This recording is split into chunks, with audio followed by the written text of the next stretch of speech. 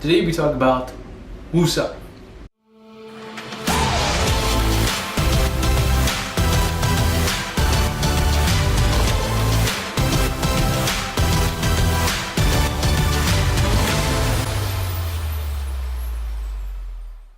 Hey, welcome to Practice Wing Chun, where we discuss Wing Chun and answer any training related questions. My name is Edgar, and this is episode 58 of Practice Wing Chun. First off, I just want to thank Chris, Albert, and Jeremiah for leaving your comments in last week's episode. Thank you guys so much. Thanks for sharing your feedback. Really appreciate it. And one thing that I didn't mention in the last video and I want to add on is that, yes, finding your own distinct style of Wing Chun and using your techniques that are strongest to you is good, but this shouldn't stop you from wanting to learn new things, because as you learn new techniques, you may find that these new techniques may be your new strong points, so that you're always constantly changing and growing by learning new skills that you may be better at. So never stop learning and keep learning.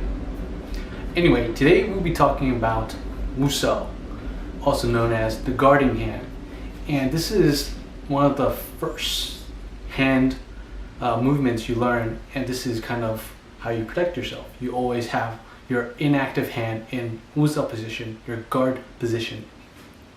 Now, if your hand is not doing anything when it's inactive, you should always have a Wu Sau up. Why? Because your Wu Sau can turn into anything. Because from here, you could turn it into a spade strike from your blade hand, or this way from your hand, or it could be a jump, it could be a beauty, it could even be a straight punch. Whatever the case, you have a lot of options from the Wu Sau position. And once again, if your hand is not doing anything, so your backhand is not doing anything, always make sure it's there. Because if you're doing something with your front hand, whether you're blocking, striking, you want this here just in case. This is plan B. This is just in case whatever happens here is not able to defend. This is there to be your backup.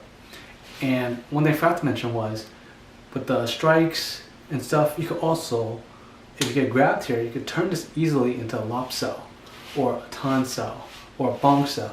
So this is like kind of like a perfect position to go into any other technique. And this is something to think about when you're doing Wu Sau.